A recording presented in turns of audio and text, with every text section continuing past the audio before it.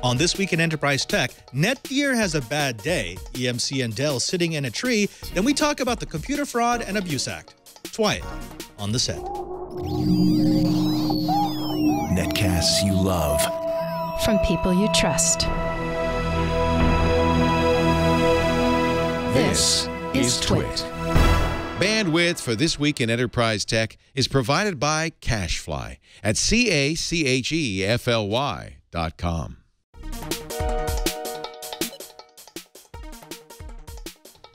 This is TWiL, This Week in Enterprise Tech, episode 162, recorded October 16, 2015. Matthew Keys and the Computer Fraud and Abuse Act. This Week in Enterprise Tech is brought to you by DigitalOcean. Simple and fast cloud hosting built for developers. Deploy an SSD cloud server in 55 seconds. Try it today for free. Visit DigitalOcean.com, and once you sign up, be sure to enter the promo code TWiT in the billing section for a $10 credit. And by PagerDuty.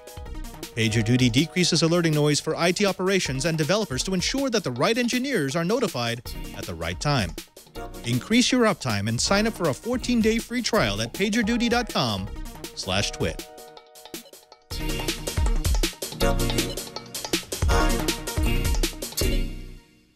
Welcome to TWiT, This Week in Enterprise Tech. It's the show dedicated to the enterprise professional, the IT pro, and the geek who just wants to know how the world is connected. I'm your host, Father Robert Ballecer, the digital Jesuit, your guide to all things in the enterprise. But of course, I'm not guiding you by myself.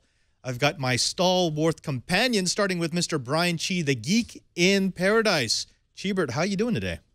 I'm doing great, and we changed the camera angle so that people can see into the testing area of my lab. Are you showing off again, Cheebert? Oh, 300 amps, a three-phase 208. Goodness. Wow. Fun and games. You know, you've come a long way from having everything stored up in the black hole with a little PTZ camera that I could play with. Yes, I remember a cyber stalker following me around with a PTZ camera. So I hold up a sign that says Padre ? And the camera goes dunk dunk. Well, it's the only interface I had. This was, you know, way back in the day before we had things like phones. Yeah, go figure. Yeah, there you go. Also joining us from Information Week Radio is Mr. Curtis Franklin. Curtis, thank you for coming back and being part of the hold down team here for TWiT. It's a great pleasure, Padre. Wouldn't be anywhere else on a Friday afternoon.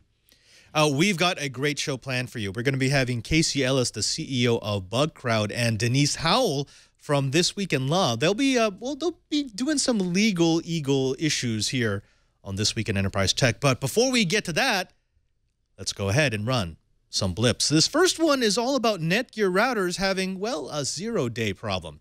If you're using a Netgear router, it's time to stop doing that. Last week, it was disclosed that almost 3 months ago, Compass Security discovered a DNS redirect attack being run on at least 10,000 Netgear routers.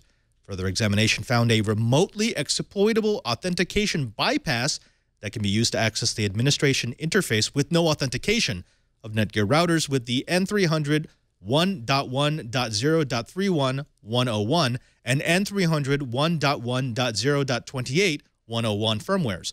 Once in, attackers can own the interface and redirect traffic to their attack servers.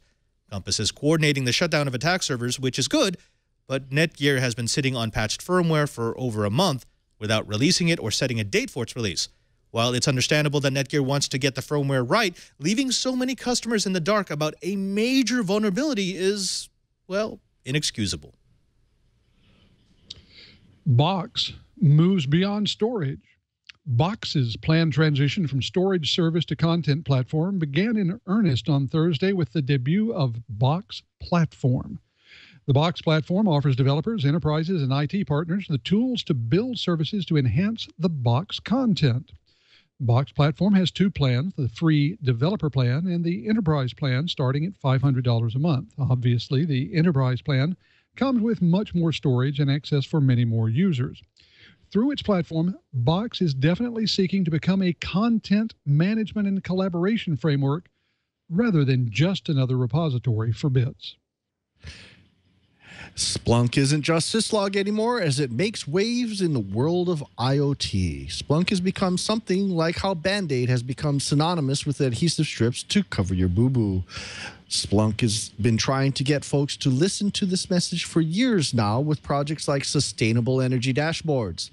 What Brian Gilmore, the solutions expert for IoT at Splunk, is talking about is how Splunk has science teams now to help customers visualize and organize the flood of data that IoT promises with the tool that they already have in their data center. Just one example is how BMW is using Splunk to help make sense of the sensor data off their new line of electric cars. Well, while I try to recover from Brian saying boo-boo, I've got good news for everyone. You won't be forced to decrypt your data yet. We all know that the U.S. government wants a way to peek into your encrypted data, but they're not just ready to make that peeking a right by law. On October 1st, FBI Director James Comey announced before a Senate hearing that they're not looking for a law to make it a legal requirement for companies to decrypt their customers' data, hoping instead that those companies will build a backdoor into that encryption voluntarily. The hearing was filled with several calls to weaken encryption to hold malicious actors accountable, in the same breath as assurances that the U.S. would not weaken our commitments to strong encryption. Of course, if we want to see how the government cares for master keys that have been entrusted to them, we need look no further than the TSA, who wisely published a picture of their luggage lock master keys, which can now be duplicated by anyone with access to the internet. Google buys developer love with DivShot. Google has acquired DivShot, a web application building and HTML5 hosting platform company, for an undisclosed amount. The Santa Monica, California-based startup will be incorporated into Google's mobile app backend platform, Firebase, and will shut down as a separate entity on December 14th. With the addition of DivShot to its portfolio, Google will have a more robust platform for HTML5 content. Now, Google telegraphed its push to HTML5 after blocking Flash content in its Chrome browser in September.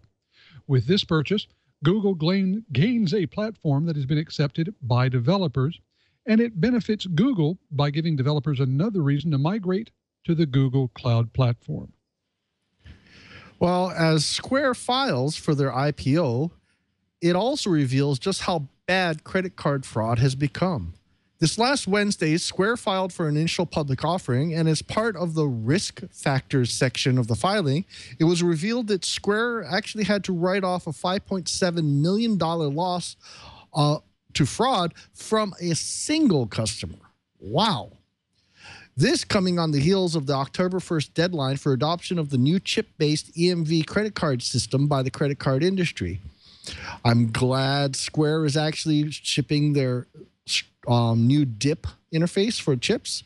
I, for one, am thinking that the American credit card industry is long overdue for a rethinking of how they handle something as sensitive as customer credit. Well, folks, China is hungry for flash. The NAND flash memory market has been dealing with a glut of parts from major manufacturers around the world, driving down prices, raising part densities, and overall making flash storage the rule instead of the exception. With SanDisk losing 37% of its value in 2015 alone, there's been much talk about consolidation in the market just to keep the doors open. But now the flash market may have a savior in China. By the end of 2015, China will have purchased $12 billion worth of DRAM and $6.6 billion in NAND parts, using up 21.6% of the world's DRAM and almost 30% of the world's flash. That volume has been mostly driven by memory-hungry mobile devices from vendors like Huawei, and it looks to grow with vendors like Sage Micro out of Hangzhou, which will break into the U.S. market next month with the release of an 8-terabyte SSD.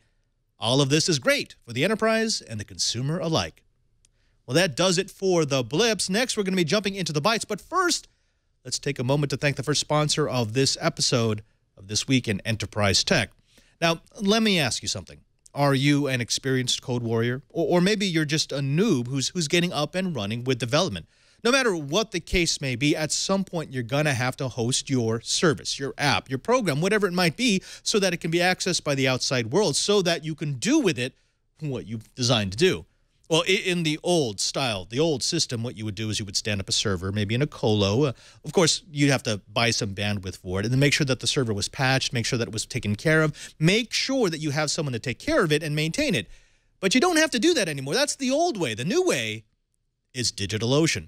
DigitalOcean provides developers with droplets, which are virtual private servers that can be customized and deployed quickly to host websites, web apps, production applications, personal projects, virtual desktops, and pretty much anything else you can think of with full root access. DigitalOcean is built for developers and is used by over 400,000 of them, including me. I get to deploy and configure my droplets via a streamlined control panel or simple API. I love the fact that it's scalable, so that if I want to start small, maybe open up a beta for 3 or 4 people so I can see what real-world traffic looks like on my service, I can do that. And if I want to open it up to full production and get access to millions, it's really just a click of a button. It's that simple. That's what Droplets does for you. Now, you get to choose your OS: Ubuntu, CentOS, Debian, Fedora, CoreOS, and FreeBSD. They have a one-click install to deploy apps like Django, Docker, Drupal, LAMP, GitLab, MediaWiki, Node.js, WordPress, Ghost, Magento, OwnCloud, Ruby on Rails, and more. All their servers are built on hex-core machines with dedicated ECC memory and RAID SSD storage, and they can have up to 20 CPUs, 64 gigabytes of memory, and 640 gigabytes of storage. It's highly scalable to meet the demands of a rapidly growing application or business, and they take care of things like auto backups and snapshots so that you can clone, deploy, resize as you grow without having to worry about all the muss and fuss. They give you a full-featured DNS management console to easily manage your domains or even use dedicated IPs with gigabit speeds and 99.99% uptime. Their web console access gives you HTML5 plus SSH, SFTP, KVM VNC for virtual desktops. And my personal favorite part is they have such an active community, real people who actually use the service, that you'll always be able to find help. Someone who's going through whatever you're going through who can give you exactly that hint, that tip, that bit of info you need to get running. Now, here's what we want you to do. We want you to try DigitalOcean.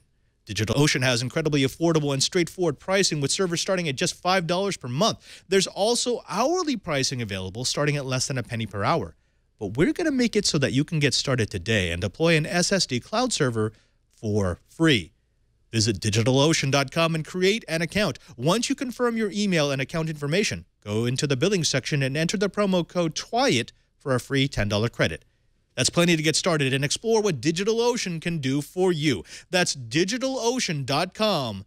And once you sign up, enter the code TWiET in the billing section for a $10 credit.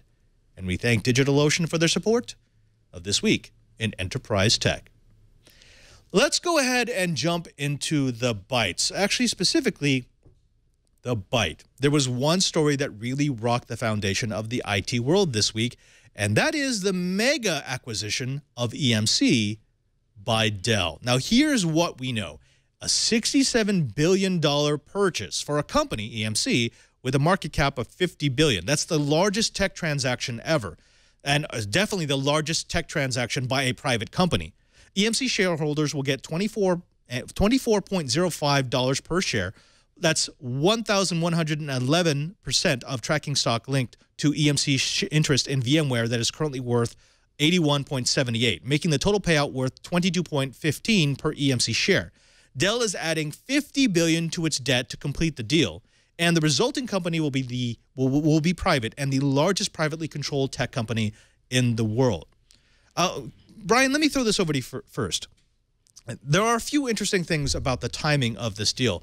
We don't know exact numbers about Dell because Dell is private now, and it has been reported that Dell is suffering from a falling PC market, and we know from their releases that EMC is having less than stellar quarters as their storage market gets eaten into by other players. Why now? I mean, why pay such a premium for a company that's in distress? And why have this purchase from a company that itself seems to be in distress? It's all about, in my mind, big data and clouds.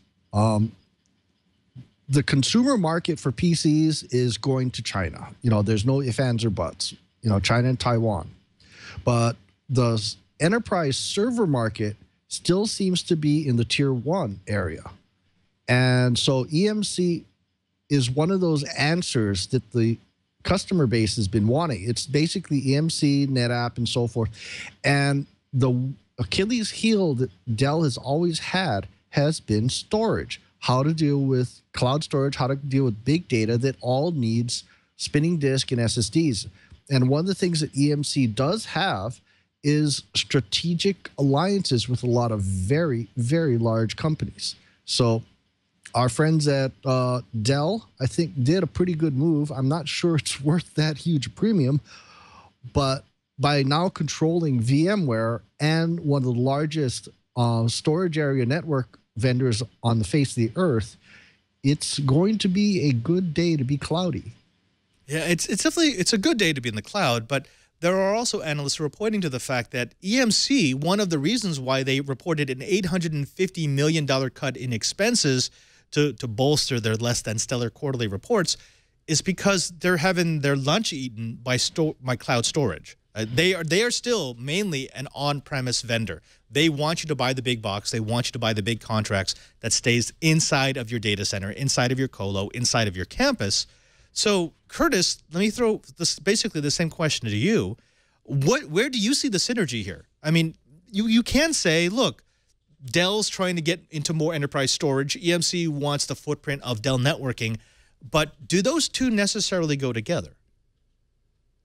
Well, I think they definitely go together in a couple of ways. Let's look at what each company gets from this. The thing that Dell gets from this is that EMC's storage capabilities turn Dell into something that looks more and more like IBM looked 25 years ago. And if you listen to Michael Dell, that's really where he sees Dell going. The full soup to nuts enterprise partner that can sell or lease you equipment, whatever you need, from handhelds right on back to what passes for a mainframe these days. And in addition to doing that, they can sell you cloud services and they can manage the whole thing through their Perot division. Now, for EMC, the big thing they get is freedom from Wall Street. You know, one of the reasons that Michael Dell said he wanted to take Dell private was so they could make the changes that he felt needed to be made without having to get hammered every quarter by the institutional shareholders. EMC obviously has seen the same kind of fundamental shift going on in their market as we've been talking about in their core storage business. They're seeing larger and larger sales to fewer and fewer customers.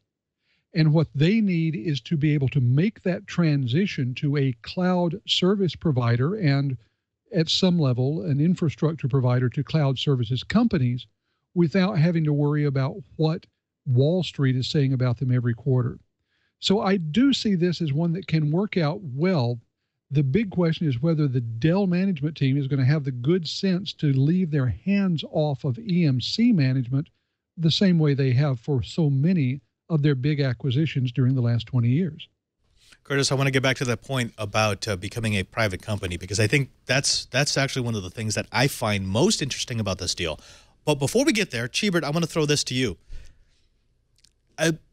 There is a tendency for these big mega mergers to go south. We have seen some very high-profile failures, and you could look at AOL Time Warner, or what I would consider closer to an analogy for this deal would be something like HP Compaq, where you've got something that might kind of look good on paper. It looks good for two companies that are having a hard go at their markets, their respective markets, but in the long term, it just doesn't seem to make sense. Convince me that Dell EMC is not an HP Compaq. Well, first and foremost, there's a very, very different atmosphere at Dell. They don't seem to have a problem anymore. You know, a lot of companies, they go for the market darling. I mean, look at Carly Fiorina. She was a market darling, and look what she did to HP. Getting a little closer to this is what I've been seeing in the SonicWall world. SonicWall floundered for a while. Dell was trying to make too many changes, but now, in some words from the grapevine, is the person in charge of Dell SonicWall now gets it.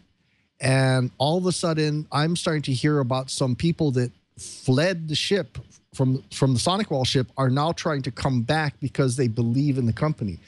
Dell has the agility, Dell has the ability so that they can play these games and actually get people in charge that actually get it. So I'm pretty high on Dell, and I'm pretty high on how Dell seems to listen. So I like the deal, and I think it'll do VMware a world of good.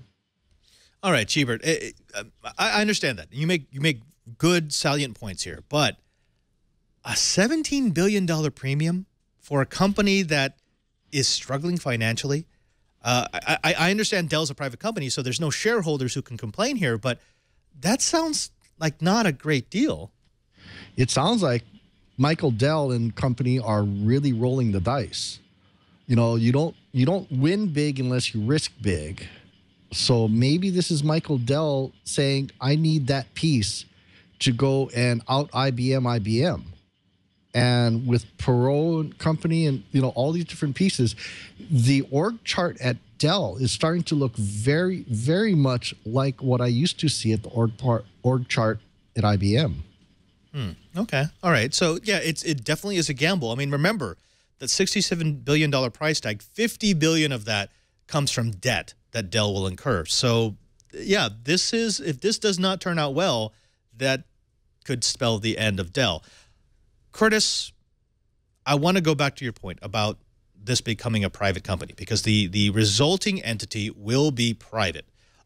There's a little strange thing because EMC has some controlling interest in VMware, and VMware will still be a publicly traded company. But for the most part, this takes Dell and EMC and it puts it under a shroud, and it makes it impenetrable from what normally bugs Wall Street, and that is you have to perform every quarter. There are analysts, people like Charles King, who is a principal analyst with Pund IT, who has said that we've seen over the last 3 to 5 years that companies that are doing significant profits are still getting punished by shareholders when they don't meet up to the demands of what they think they should be doing. Is this the best way to take an ailing company or two ailing companies and turn it into something else by removing any of the potential scrutiny and saying, we control the destiny of our company. You can't tell us what to do. We have a future that we will form with no other eyeballs than our own.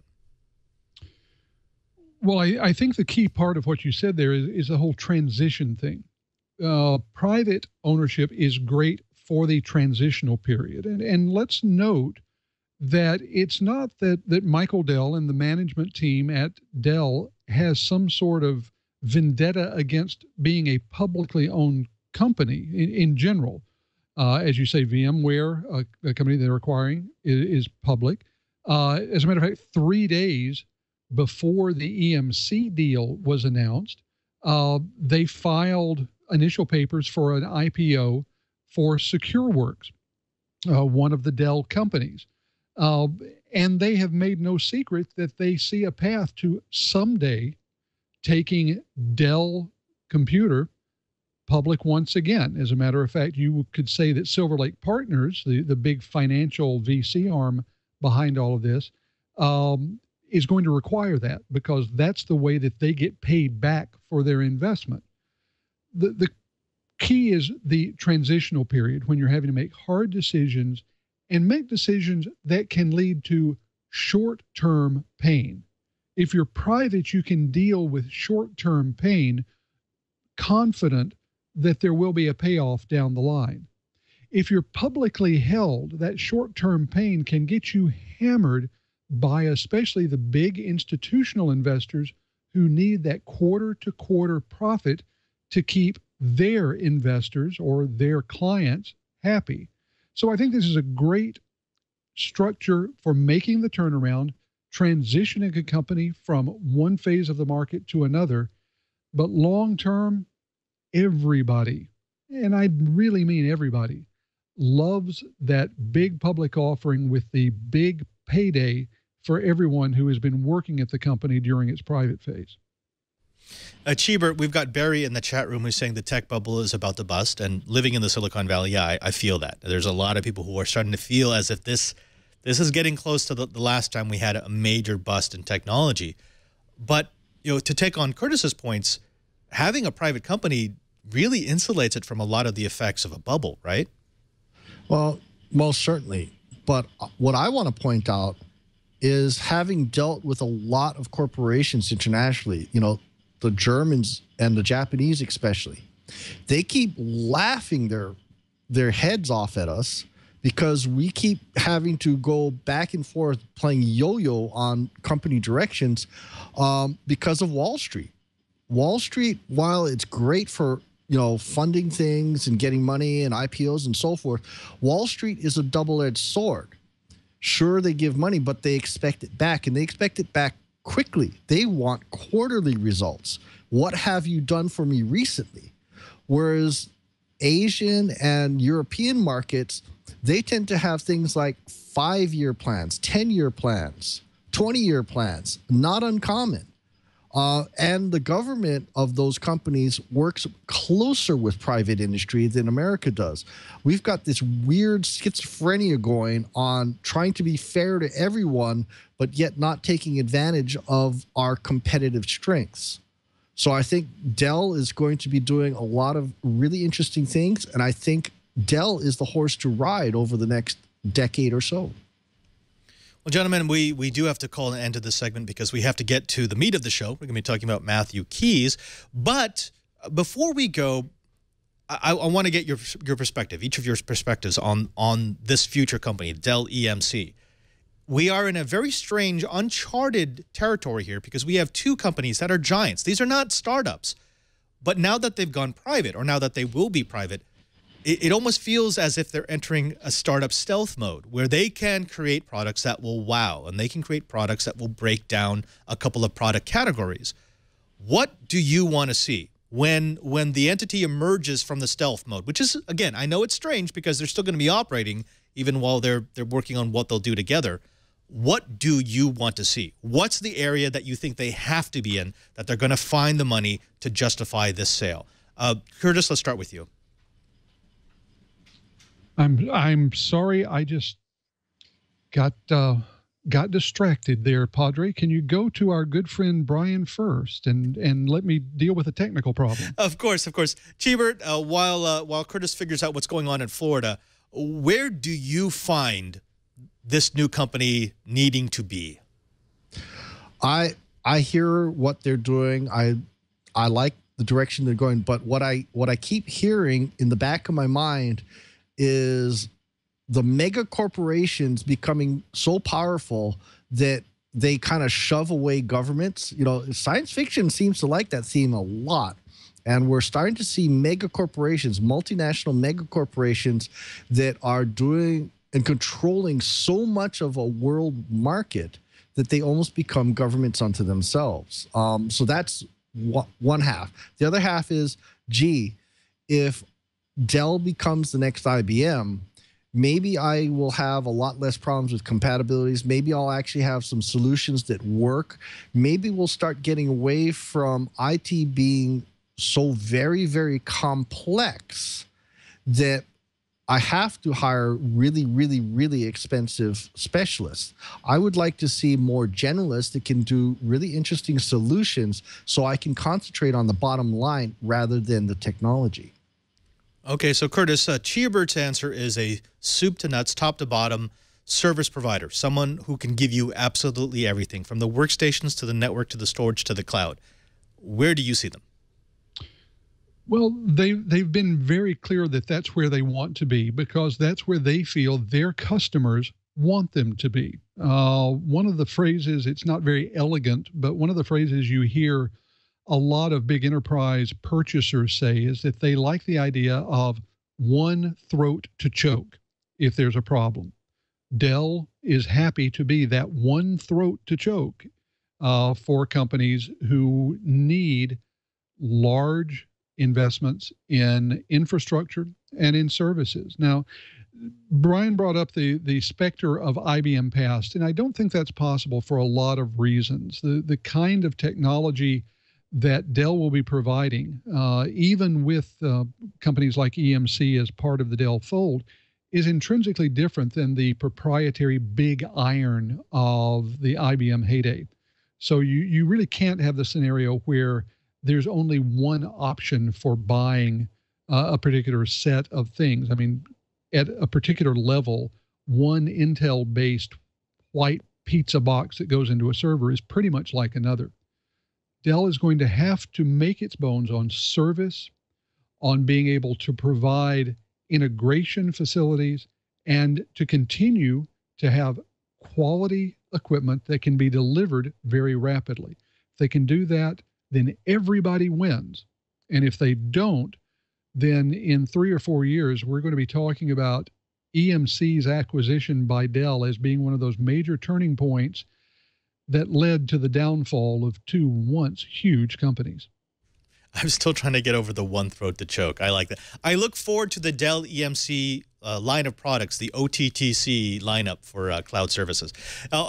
We will come back to this. We have to call an end to it right now because when we come back, we're going to be speaking about the Computer Fraud and Abuse Act. Yeah, you know it. You love it. We've got two experts who are going to explain what's going on in the Bay Area with the CFAA. But before we do that, let's thank the second sponsor of this episode of This Week in Enterprise Tech, and it's PagerDuty. Now, what is PagerDuty? I hear you asking yourself in my fevered dream. Well, PagerDuty is the best way to make sure that your issues are handled before your issues become problems. PagerDuty is an operations performance platform that delivers visible and actionable intelligence to help increase the uptime of your apps, your servers, your websites, and databases. It connects all of your systems into a single view, allowing you to see critical events across all your monitoring tools. It's an essential service if your business needs your software and services to always be up. It has over 100 ready-to-use integrations, including Nagios, New Relic, Keynote, AppDynamics, or you could roll your own with PagerDuty's APIs. You can customize it to fit how you and your team work, regardless of location or size, and that's so much better than changing your team to work like your tool. Now, here's how it actually goes into play. When there's an incident, PagerDuty will first look through all of your monitoring tools, filter and deduplicate the alerts, and then only then will it alert the proper staff. This reduces noise and false alerts and makes sure that only actionable alerts are delivered. After reducing that noise, PagerDuty checks the on-call schedules and personalized alerting preferences to automatically alert the right team and the right team member. Those alerts are dispatched by automated phone calls, SMS, email, and push notifications. It's distributed across multiple data centers and multiple hosting providers, so your people will never miss an alert because of the failure of one of those systems. Now, if alerts are missed for any reason, PagerDuty will automatically escalate the issue to another team member until it's responded to. No more falling between the cracks. All of this means one thing. You can resolve incidents while on the go, while living your life, while on call. PagerDuty is trusted by thousands of companies, including Microsoft, GitHub, Boeing, Nike, and Box. Shouldn't you trust them too? Here's what we want you to do. We want you to get the right engineer on the right problem at the right time. Visit PagerDuty.com/twit to sign up for a free 14-day trial for as little as $19 a month. That's right. You can increase your uptime with PagerDuty. That's PagerDuty.com/twit. PagerDuty.com/twit. And we thank PagerDuty for their support of This Week in Enterprise Tech. We've now come to my favorite part of the show. We welcome back to This Week in Enterprise Tech, first of all, the very lovely, the very intelligent, the very talented Miss Denise Howell. Denise, thank you very much for coming in. Of course, Denise is the host of This Week in Law on the TWiL TV network. She is our legal guru, and she has come to talk to us about things about which we not know in the legal area. That my lawyer speak is horrible. Joining her, however, is another returning member from the Quiet Riot. That is Ellis. He's the CEO of Bugcrowd. You may remember him from about a month back. He spoke to us about finding vulnerabilities in enterprise software, what that takes, what bug bounties look like. He has come in to talk about electronic security. The two of you, I want to welcome you back to This Week in Enterprise Tech. Thanks so much. Great to be here, Padre. Yeah. Now, of course, the reason why we've asked you to come on is because we've got two very important stories running through the enterprise world right now that, well, they need a security and a legal perspective. The first is Matthew Keys. Now, there's been a lot of talk about Matthew Keys, about what he did or did not do, about whether or not he should have been convicted, but he was. What I'd like to do is to take a step back. We can talk about the Matthew Keys case specifically. That's important. But I also want to be able to talk about the use of the Computer Fraud and Abuse Act and what are the different consequences of using it in the way that it has been used against Matthew Keys. Let's start off with some of the things that we know. Here's what we know. We know that Matthew Keys was a former KTXL FOX 40 web producer. We know that he was convicted under the Computer Fraud and Abuse Act on 3 charges, specifically that 1, he conspired to cause unauthorized damage to a protected computer. 2, he conspired to do transmission of computer code that resulted in unauthorized damage of a protected computer. And 3, he attempted to transmit malicious code to cause unauthorized damage. So that's what he was charged with under the CFAA. He's facing up to 25 years in prison and up to $750,000 in fines. Now, here's the case. This is what the government has set out. They say that while he was working for KTXL, Keys had login credentials for servers that were shared between the Tribune and the LA Times. The DOJ holds that 2 months after Mr. Keys' position at KTXL was terminated in October of 2010, he went into an IRC room that is frequented by members of Anonymous under the alias of AES Cracked, and he shared his credentials for that shared server along with a note to go F some stuff up. And that's a cleaned up version because we are a family-friendly network. That's basically what we can say we know. That's what the government is saying he did, although they don't necessarily have the proof that a lot of people say they should have. And that's what we know his history has been about. Let me throw this over to you first, Denise. The CFAA is one of these laws that pops up every once in a while. And every time it pops up, those people in the IT industry kind of shake their heads and say, is this just a poorly written law, or is this a really, really bad abuse of a law that should be interpreted well? What is it for you? It's both. And you didn't throw into that it's an old law. It was enacted in 1986, and it's been revised a few times since then. But it is a law that is very broad in scope, and one of those that prosecutors can look at and go, oh, yeah, what happened here fits, and we can prosecute under this, and they do. Right, right. And yes, I think that's generally been the air about it, which is the CFAA, we understand why they made it the way they made it. It's a very old law, especially in terms of technology, and it's being misapplied in many cases. Let me go over to you, Casey. There is another side of this, and I want to keep this coverage as balanced as possible, and that is from an enterprise side. If you're a CFO, if you're a CTO, unless you abuse the CFAA, there's not a whole lot of options you have for holding your employees accountable if they do something wrong with privileged information. Yeah, and I'd question, you know, it's a little bit up for the toss whether this was abuse or not even. I think it's a very strong reach into using the CFAA, but ultimately it comes down to unauthorized access of a protected system and sharing a password that you're not meant to have to do things that you're not meant to do falls fairly squarely, I think, into the intent of the law. Now, like, there's a bunch of nuance around that. There's a bunch of stuff that's obviously gone on to almost, I feel, make an example out of Matthew Keys. But yeah, really what it comes back to is that, you know, especially as more people are jumping into, you know, disclosure programs and bug bounties, and the relationship between the hacker community, so to speak, and enterprises is starting to strengthen.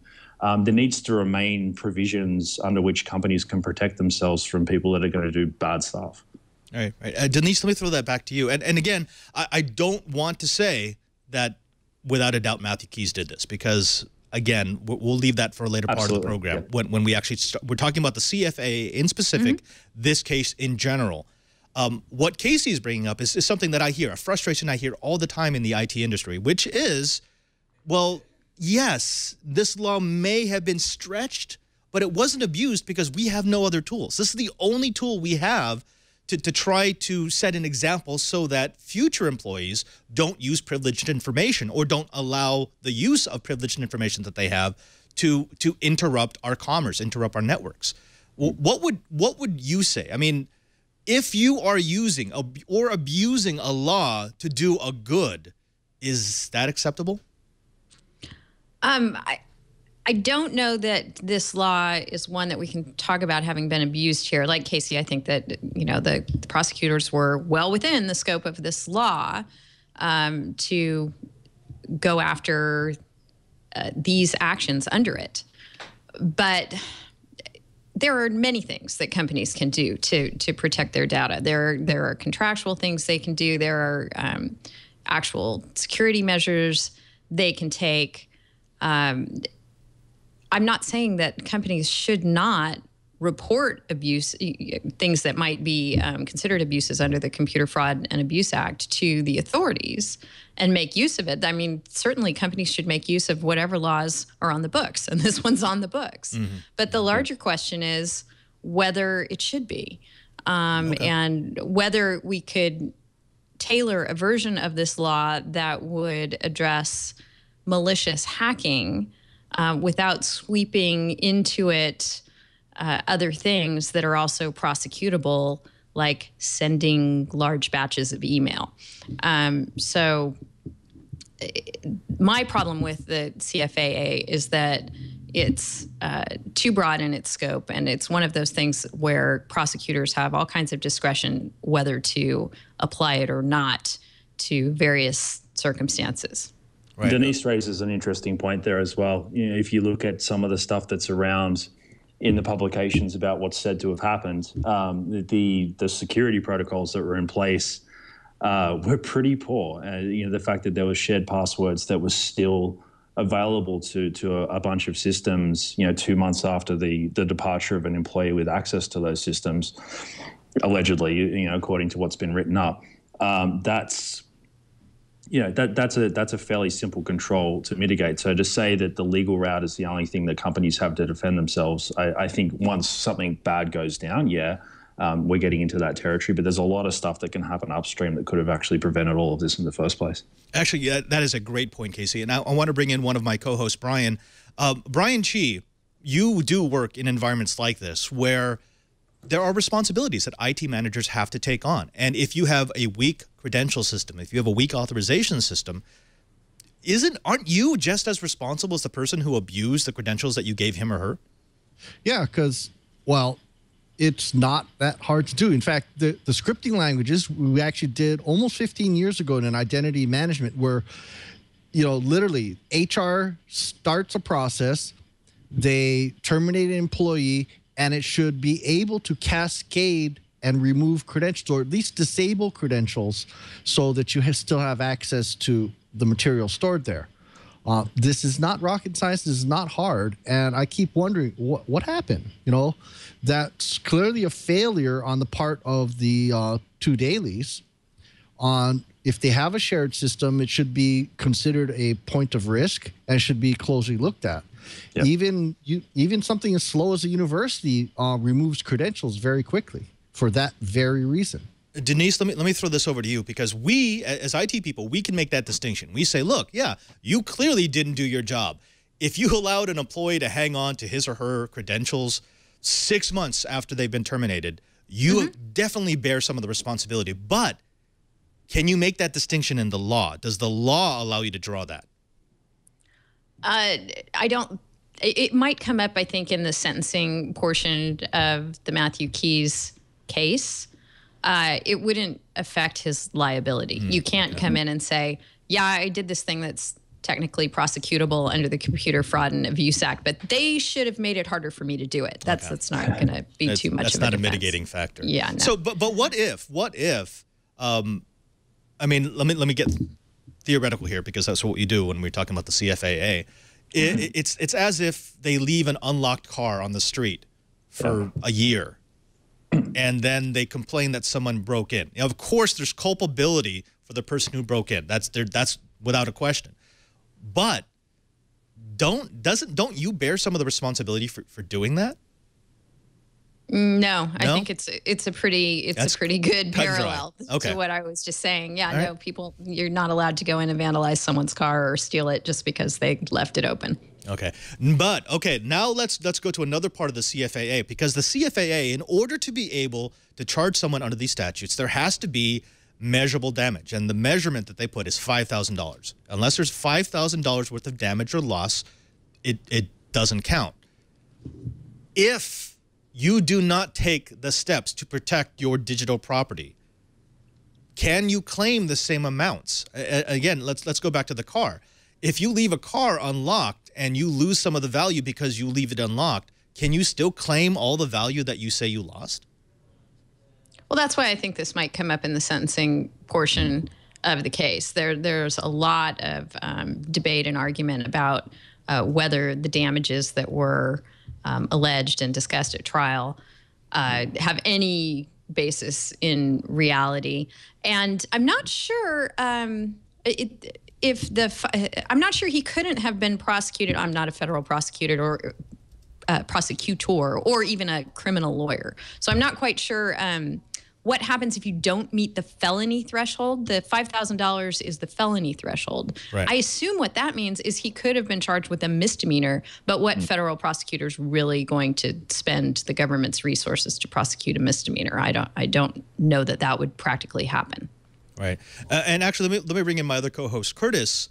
One of the issues about this case, let's specifically talk about the Matthews Keys case now, is the way that they tallied up the damages. They claim there's almost $1 million worth of damages, about $900,000, because of the time they had to spend fixing the defaced site. So the continuation of the Matthew Keys saga, of course, is they say that with those credentials, members of Anonymous were able to get into the LA Times website and change a headline. They did basically deface the site. It was up for 40 minutes, but then the company claims that the aftermath of that tallied up $900,000 worth of damages.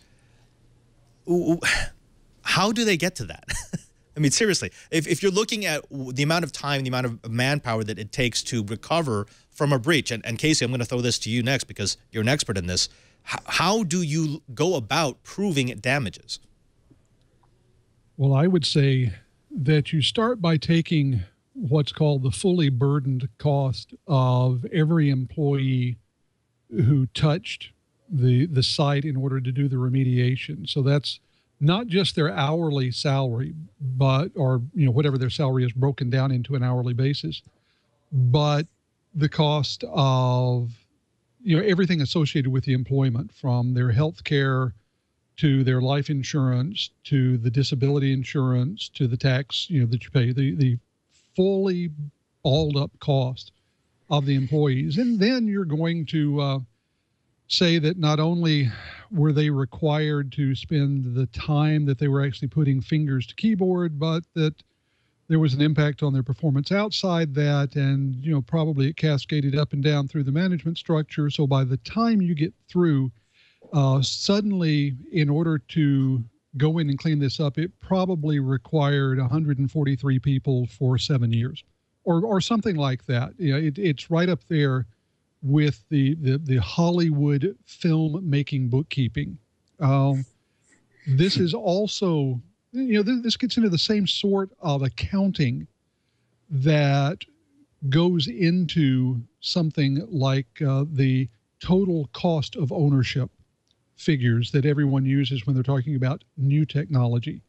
It is amazing how much gets brought into that, and especially when you need to justify a large number. It's not hard to do. And it doesn't require an awful lot of even what you would think of as shady accounting. When you get right down to it, human beings are expensive in the modern corporation, and if you throw them at a problem, the bill gets big in a hurry.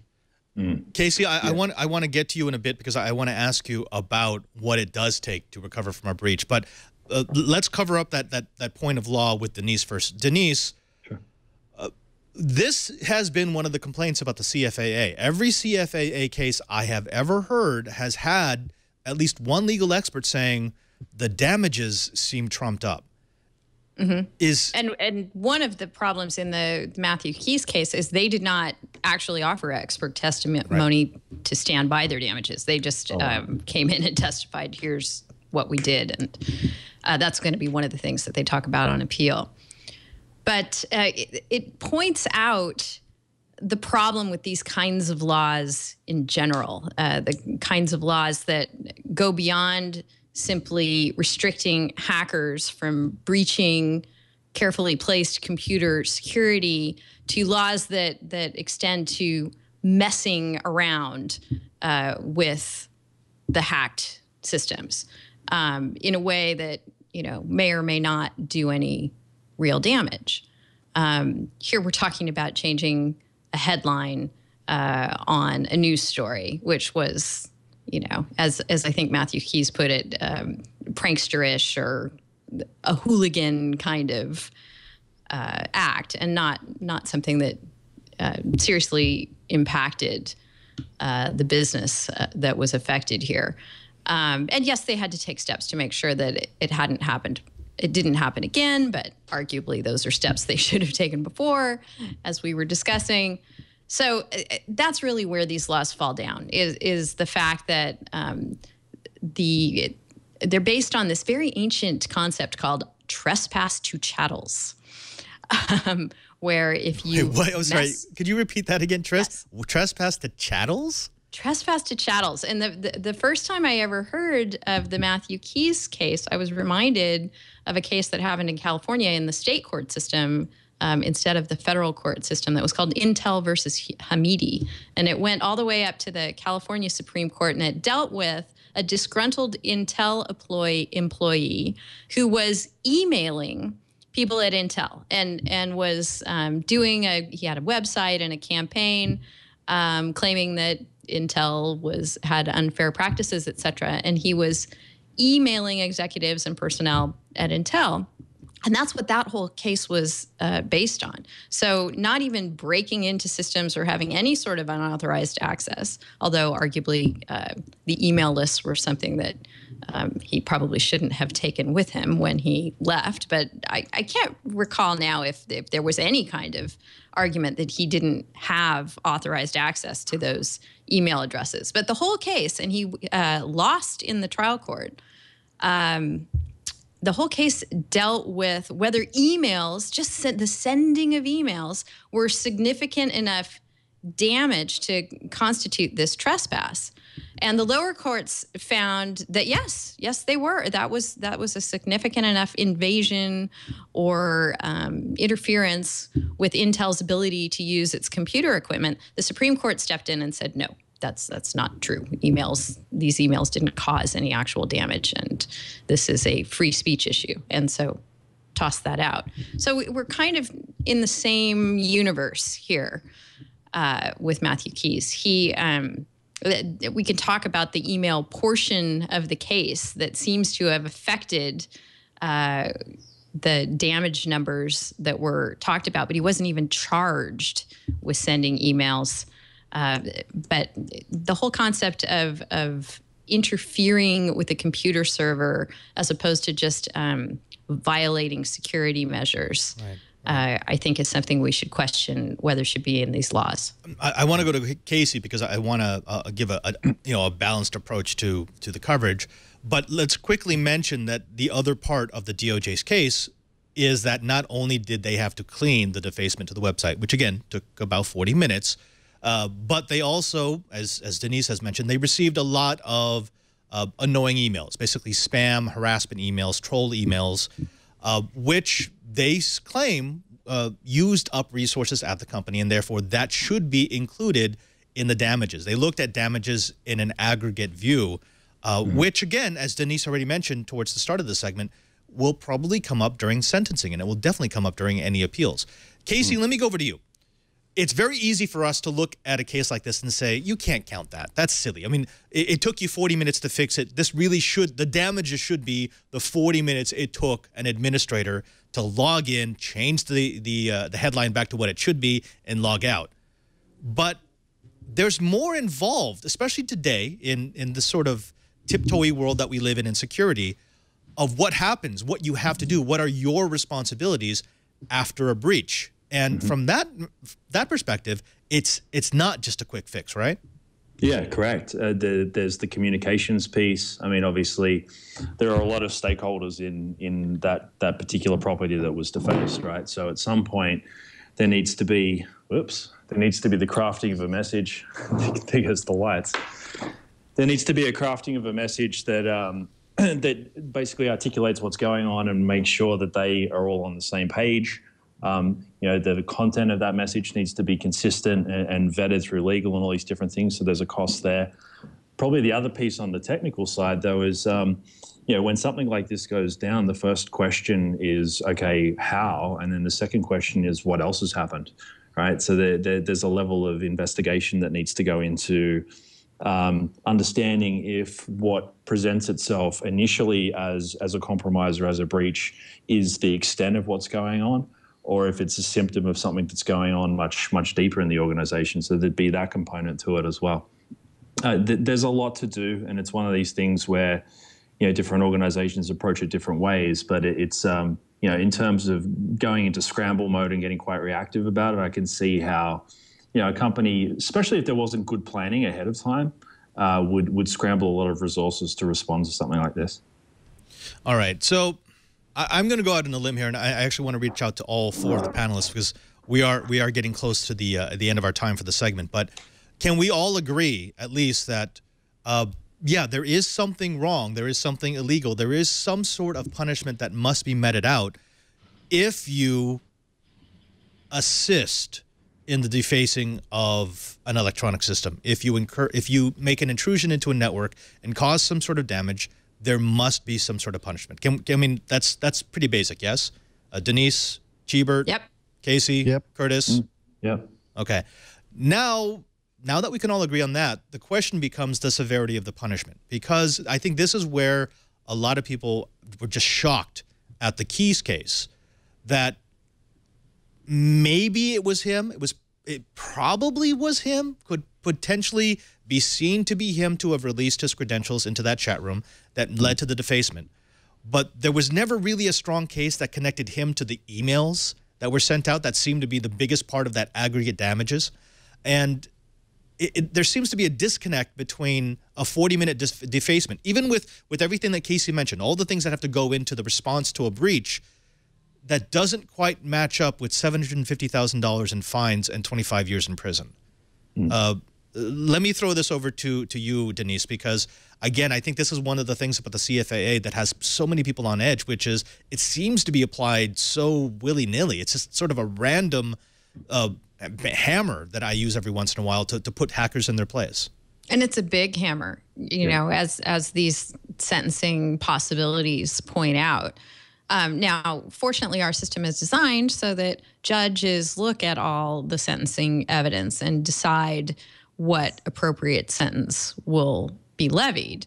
They don't, by any means, have to go with the maximum the prosecutors suggest, and oftentimes don't. But, you know, you never know. You could get a judge who doesn't grasp all the ideas or thinks this is particularly onerous conduct and it puts down a sentence that we would think was completely outrageous just because it's available under this law.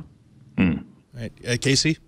Well, the challenge around it as well is that this is, you know, we're still in an area, it is such a broad law, and it's an area that's still so relatively, I think, new to a lot of people that are in lawmaker positions, that, you know, there is so much interpretation that goes into it. It can be used like this, right? And the kind of random banhammer characterization that you made of it just before, I think is pretty spot on. Like, we see stuff that gets right under the radar of the CFAA and just kind of brushed past.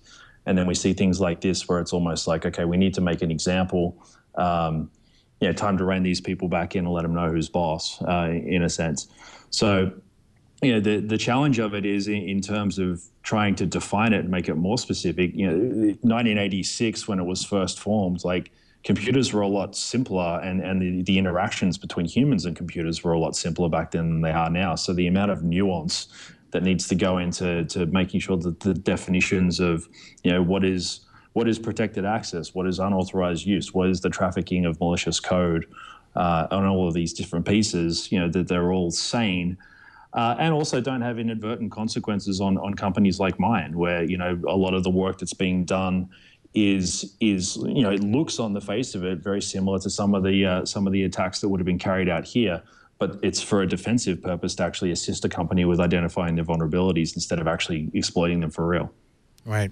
I do want to make a note that the last time the CFAA was brought up on This Week in Enterprise Tech, it was in a blip, and it was a company that was trying to argue that an employee who wandered into a shared folder that was open on the network, that was not protected in any way, shape, or form, that he was in violation of the CFAA because they didn't want him in there. So, yeah, we have seen it be abused. Last words, Curtis and Brian. Curtis, anything else that you want to throw into this before we have to end the segment? No, the big thing that I would say is that the companies who have been victimized are going to tend to want to punish the named perpetrator as diligently as possible, and you'll see them not want to prosecute the administrators who might be equally culpable. They'll deal with them on a personnel basis, but they want to do everything they can to push the story that this was entirely brought about through the actions of a rogue individual doing something that's definitely illegal, rather than any weakness in their policies and procedures. Great point. Yeah, absolutely. Yeah. Brian? Well, I will remind people that there are rules and so forth, and he clearly, it's pretty clear in my mind that he broke the rules. Now, just keep in mind, as far as going overboard, if I did that in my last position and was working with classified information, I could literally be hung for treason. So keep that in mind about when you start talking about going overboard. The prosecutors clearly want to make an example of him. Maybe they've gone a little too far. I'm sure it'll probably even out in the sentencing. At least I hope it will. Lady and gentlemen, thank you very much. Unfortunately, we have run out of time in this segment. We could go on forever. I will say this. We have reached out to Matthew Keys. I would love to have him on the program. When I have him on the program, I want to bring this panel back because, I'm going to suggest to him that it not happen until sentencing because we don't want to cause any further issues. But this is an important case. This is something that we should all be aware of. If you work in IT in any way, shape, or form, if you have any sort of access to any sort of network, you have to understand how the CFAA is being applied, how it's being abused, and when you should be wary. I want to thank our panelists for being part of this episode. Denise, it is always a pleasure. We're not going to let it go too long between episodes where we cross over again because it is always fun to have you on. Could you please tell the folks, you know how this works. This is your plug time. Where do they go to find you and your work? I do a show called This Week in Law, and we love it when you come on our show as well, Padre. So we'll definitely need to make that happen soon. And that show happens on Fridays at 11 a.m. Pacific Time, 1800 UTC, right here on the TWiL network. Absolutely. And so, yeah, actually, if you stayed over from TWiL, this is TWiL. You're not in a time warp. And yes, we'll have Denise back. Of course, Casey, thank you for coming back. You're becoming a very valued member of the TWiL Riot. Anytime we need to talk about security, you seem to be a go-to guy. Could you please tell people about Bugcrowd, about what you do, about where they can find you? Certainly. Thank you. So Bugcrowd is a community of 20,000 security researchers and a platform that connects that community to demand safely, efficiently, in a way that's cost-effective to find vulnerabilities in your system so you can fix them before the bad guys come along and find them for real. Our website is bugcrowd.com, bugcrowd.com. And reach out and say hello. Thank you. Casey, Denise, a pleasure. Of course, It is a pleasure each and every single week that I get to play. And I say play because it's not really work when I get to talk with Brian and Curtis. My co-host, let's start with you, Cheebert. What are you up to? What have you been building? What's going on in Hawaii? I am finally got the card key lock onto the embedded systems lab.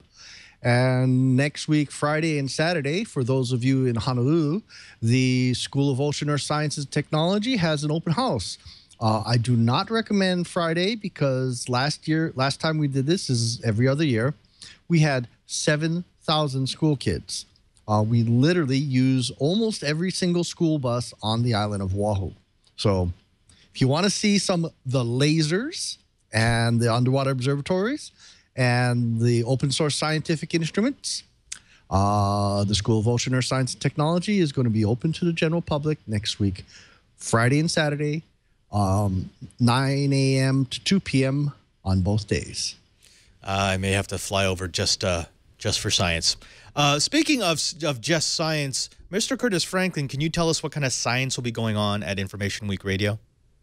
Well, the science over here is following up on all the stuff we learned at the Gartner Symposium and getting ready for my next trip to FaucetCon, which comes up in a couple of weeks. That's the free and open source conference down in Orlando. I'll be doing that, covering it both in audio for Information Week Radio, in print at Information Week, and I'm having some fun playing with Periscope, the live streaming video from my phone. If you're interested in following all that I do there, the handle is same as my Twitter, KG4GWA. Gentlemen, thank you as always.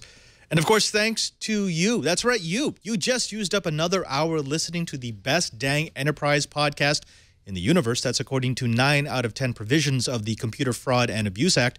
I want to thank you in a special way for supporting TWiL all these years and give you a way to get our back episodes. Just go to our show page at twit.tv/TWiL. There you'll find links to all of our episodes. That's 162 of them, including our show notes. So if there's a story that you want to pick up a bit more about, maybe read a bit more about the issues we covered in our blips or our bites, that's where you go, twit.tv/TWiL. Don't forget you can follow me on Twitter at twitter.com/PadreSJ. And of course, I want to thank everyone here who makes this show possible. Lisa and Leo, to Carson, my super producer, and of course, the TD who has no equal, Mr. Cranky Hippo, Brian Burnett. Brian, could you tell the folks, yeah, that's you. Yeah, I thought somebody else might be TDing today. No one else has a manly beard like you, sir. Yes. It's keeping me warm, Padre. It gets really cold in the studio is what happens. You want to tell them where they can find you on the TWiT TV network? They can find me doing Know-How with you on Thursdays. I also technical direct all about Android and the new screensavers. I will have a tip this weekend about how to make your time lapses awesome. Awesome time lapses. The show went by really fast, Padre. It did. I did. It's one of these, you're having so much fun, it just zooms right by. Definitely. Yeah. Folks, until next time, I'm Father Robert Ballecer, just reminding you that if you want to know what's going on in the enterprise, just keep quiet.